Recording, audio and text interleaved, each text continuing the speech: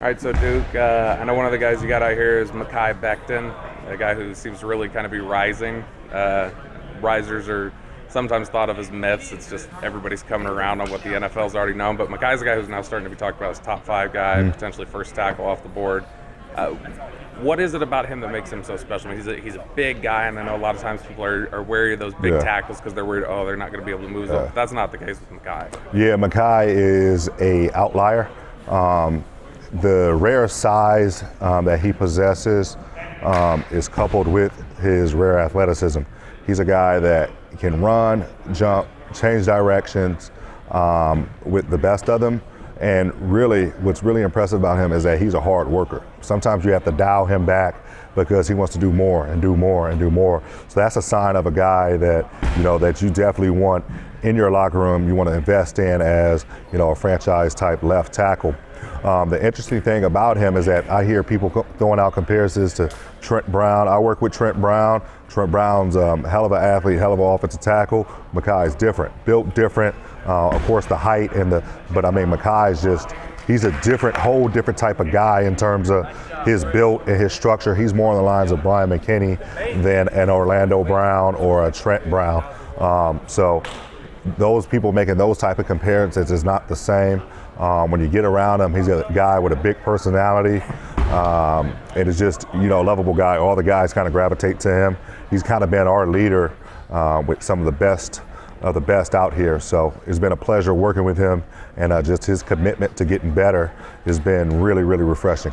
I was talking to Sadiq Charles earlier from LSU, another guy that you're working with. Freaky athlete, was on the Joe Moore award-winning offensive line, which I know you're part of that. Talk about Sadiq, I guess, not just his athletic, because I think everybody talks about his athleticism. Where's he at in terms of technique and in terms of being a finished product, do you think? Sadiq's best football is still ahead of him. Yes, we know about his athletic ability, and I think it's going to further be cemented once he goes out there at the combine. But one of the things that I like about Sadiq is that he always inquires and wants to know the why of things.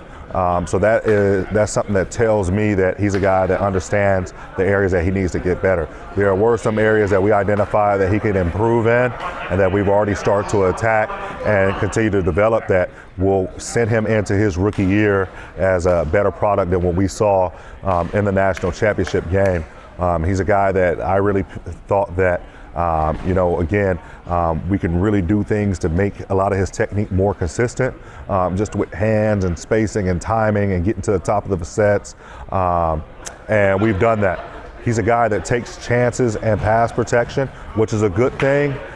It's a gift and a curse sometimes. But the beautiful thing about it is we can always dial that back and explain the what and why to get him to have a little bit more patience than to take those shots, being aggressive in pass pro. So that's something that we've worked on the past couple of months to really clean up, is just him understanding when to take shots, when to take chances in pass pro, being aggressive, and then when to really retreat, get to a spot, be patient, stay half-man out, half-man alignment and things like that. Now this is a big tackles class. You could argue it's probably the strongest tackle class we've had in years and years and years. You could have like 5 guys go in the first round at tackle. But a guy that maybe was lost in the shuffle that I think people are starting to learn a little bit more about is somebody that you're training. That's Cameron Clark. He got his invite to the combine. Talk about him out of Charlotte and just what he brings to the table. Yeah, Cameron Clark is impressive because if you turn on his Clemson tape, it's probably some of the best film you'll see anybody had against Clemson this year. Very physical player with a physical mindset, very technical in terms of how he approaches the game. Another guy that wants to know the what and why of everything. And what's interesting about Cameron Clark is that he's had, I think, 4 O-line coaches in 5 years. And, Coach Atkins had him last year, who's now at Florida State. And I just think that once Cam gets into a team with some continuity and just, being able to take on all kind of different type of coaching. Again, he's still building out his game to be a finished product, but he's a guy in terms of just the way he approaches his business, his mannerisms, his daily demeanor, and some parts of his game who reminds me of a guy that I work with, Teron Armstead. They're very similar in body type and then also personality and things of that nature. So it's been really cool to work with Cam, and really it's been fun to see his maturation since he came in with us about 2 months ago. Now, everybody always wants the Power 5 players. They're always, we need to see him do it against big competition, the SEC, whatever. But a guy who's getting first-round consideration that's not a Power 5 guy, Josh Jones. Why do you think Josh Jones is ready for NFL football? Josh Jones is another dynamic offensive tackle. I think we got two of the best tackles in the draft right here at MJP and O-Line Masterminds. Josh is dynamic. He's a guy that can get to the top of a pass set and be able to redirect a rusher. He's really crafty with his hands. I thought early on into the season, he was a guy that kind of exposed his chest and needed to really work on, kind of covering that up. We kind of worked on that. I think what we saw his week at the Senior Bowl got people excited, and I think another guy who I think his best football is ahead of him. And again, just another guy with a professional mindset who goes about his business as a professional, tries to pattern his game out of a lot of what Lane Johnson does. So that'll be a natural fit once we start to have Lane come around and start to mentor some of these guys. So I'm excited about Josh, as I'm excited about Cam Clark, as I'm excited about Mekhi Becton and everybody else we're working with. Now, you got NFL bloodlines here. John Runyon Jr. Yeah. A lot of people remember his dad playing for the Titans, the Eagles. Yeah. John is, I guess, training inside here. He's played some tackle. Do you think he's positioned flexible at the next level, or do you really see him as a guard? John is definitely positioned flexible at the next level. I think he's going to surprise some people at the combine. Again, I hate throwing comparisons, but he's a guy that I've been around Zach Martin. You've been around Zach Martin. He's a guy that kind of reminds me in terms of mannerisms and even body type of a Zach Martin. He's every bit of 6'4". He's 315. He's put together really well, athletic, intelligent, and just a guy really that can do it all. If you go back and look at his tape against Chase Young, put out some really good tape this past year against Chase Young. Really did some nice things against Wisconsin. Really some nice things against Notre Dame. So those are all games that really caught my attention. I'm excited about John moving inside to guard, though, because I think he has the capabilities of being a really top-notch guard at the next level. I think he went out there and improved that at the Shrine game, where he was able to kick down inside. We worked on him playing center. We worked on him playing right guard, right tackle, left tackle. We cross-train everything with all positions, really. Just to kind of get them in the mode of, hey, you got to be able to do everything. And then also just the way the body works is that, like, if you start to do repeated motion over and over and over again, a lot of times you get worse at it, so to speak. And what that is for O-linemen and anything in football is you start to create compensation patterns which can make you susceptible to injury.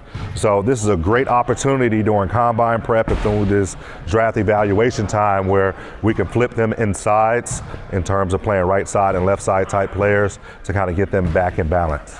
And one more guy I want to ask you about, because he's somebody that's starting to really pick up some buzz and people are starting to know about. That's Keith Ishmael, the guard from San Diego State. Talk about him a little bit. Keith is strong, he's athletic, he's very football smart, really even keel demeanor, has tremendous feet, tremendous balance. Again, I keep saying this, but I think this crew, and especially Keith, his best football is ahead of him. He had a goal in mind that he wanted to help his team get to a bowl game. He wanted to get his degree, and he wanted to leave San Diego State better than how he found it. And that's a kid that hit every benchmark and touched every goal that he set out to touch, and was able to leave as a junior because he did have those benchmarks for himself and achieve them. But one thing that I do like about Keith is, again, he's already got that professional mindset where he's trying to go about his business to be the best that he can be. Has battled. He got dinged up at the Senior Bowl and never missed a beat. And so that's one sign of professionalism that I really like to see out of some of these guys, and Keith is exhibiting that. I just think all around we've got 13 of some of the best guys out here. I mean, even like your Dallas Warmack, who, his brother, combine snub, but his brother was one of the top picks a couple of years ago. Dallas is a guy that is going to be able to play center and guard for you. He's quick. He's athletic. He's strong as hell. Strong football IQ, high work ethic. He's a guy that has a lot of confidence. He's played a lot of football at Oregon and Alabama, and is tough as nails. He's a guy that I'm excited to see at his pro day. And then Kevin Dotson. Kevin Dotson might be the biggest combine snub in the nation. Was two-time All-American and really was dominant at Louisiana, and went on to have a dominant week at the Shrine Bowl. He's worked his tail off here, strong as hell, really business-like demeanor, very serious, but I think he's going to be a guy that plays a long time at guard. I would not be surprised to see him still at a top 100 pick, even though he is a combine snub.